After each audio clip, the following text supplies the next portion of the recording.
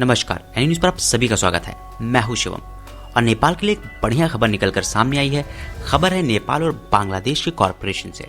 जी हां दोस्तों, हाल ही में एक खबर आई है कि नेपाल और बांग्लादेश 4 MOU यानी कि एग्रीमेंट पर साइन किए हैं, जिसे हम समझौता भी कहते हैं। दोस्तों, इन समझौतों के तहत नेपाल और बांग्लादेश टूरिज्म, कनेक्टिविटी और कल्चर को लेकर आदान प्रदान करने पर समझौता किए हैं। अब ये समझौता है क्या और ये अच्छा क्यों है? दोस्तों, किसी भी रीजन में स्टेबिलिटी और उसके डेवलपमेंट के लिए दूसरे देशों के साथ अच्छे समझौते होना बहुत जरूरी है और साउथ एशियन रीजन में भी ये बहुत जरूरी है डेवलपमेंट के लिए। तो इसी कदम में आगे बढ़ते हुए नेपाल ने टूरिज्म, कनेक्टिविटी और कल्चर को लेकर अब बांग्लादेश के साथ भी MOU साइन किए हैं। ऐसे समझौते भारत के साथ तो नेपाल के बहुत हैं, लेकिन बांग्लादेश के साथ ये नए समझौते हैं जो कि कहीं ना कहीं दोस्ती का एक नया आयाम भी लिख रहे हैं, जो कि नेपाल और बांग्लादेश के बीच में है।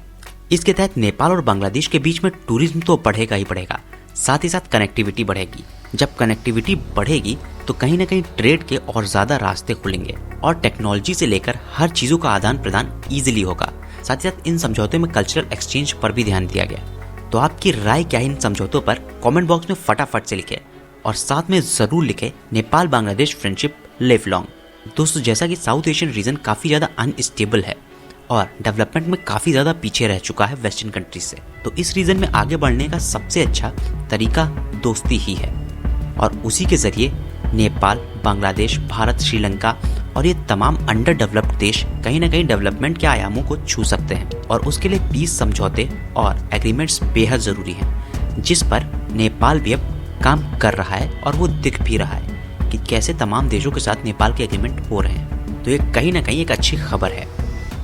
जैसा कि कहना है नेपाल और बांग्लादेश के ऑफिशियल्स का, इस बात का खुलासा बुधवार को नेपाल के ऑफिशियल्स द्वारा किया गया।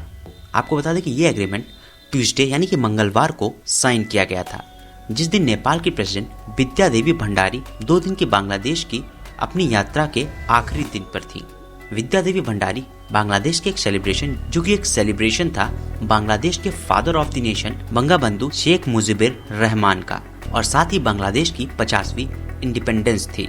और विस्तार से बताएं तो इस MOU एग्रीमेंट, जिसे मेमोरेंडम ऑफ अंडरस्टैंडिंग कहा जाता है, उसमें टूरिज्म कॉर्पोरेशन, सैनिटरी और साइटोसैनिटरी कॉर्पोरेशन पर भी ध्यान देने की बात कही गई। साथ ही साथ कल्चरल एक्सचेंज प्रोग्राम और रोहनपुर सिंगाबाद रेलवे रूट के बारे में भी, जो कि एक एडिशनल ट्रांजिट रूट है, उसकी बात भी फॉरेन मिनिस्ट्री द्वारा बताई गई। यानी कि कहीं ना कहीं चीजें कल्चर, टूरिज्म और नेपाल और बांग्लादेश के बीच में तमाम चीजों पर इफेक्ट डालने वाली हैं और दोनों देशों के बीच में संबंधों को और ज्यादा बेहतर करेगी, जिससे लोगों का आना जाना तो बढ़ेगा ही बढ़ेगा, साथ ही साथ ट्रेड के भी नए रास्ते खुलेंगे। आपको बता दें कि इसके बीच सिग्नेचर प्रेसिडेंट विद्या देवी भंडारी और साथ ही साथ बांग्लादेशी कॉर्पोरेट मोहम्मद अब्दुल हामिद के बीच में किए गए। साथ ही साथ विद्या देवी भंडारी ने इसी दौरान एक स्टेटमेंट भी जारी किया, जिसमें बांग्लादेश और नेपाल को लेकर रिश्तों की मजबूती पर उन्होंने जोर दिया। साथ ही साथ बांग्लादेश को अपनी इंडिपेंडेंस पर बधाइयां भी दी।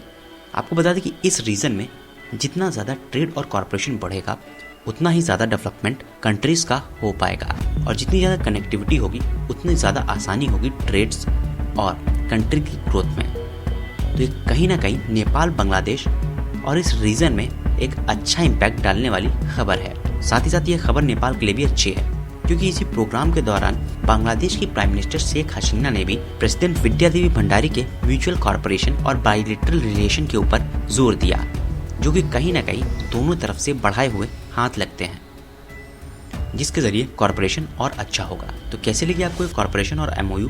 कमेंट बॉक्स में लिखकर जरूर बताएं। साथ ही इस वीडियो को लाइक कीजिए और अपने फ्रेंड्स तक शेयर जरूर कीजिए, और अगर आपने इस चैनल को सब्सक्राइब नहीं किया तो चैनल को सब्सक्राइब करके बेल का आइकन जरूर दबा लें। धन्यवाद। NI news.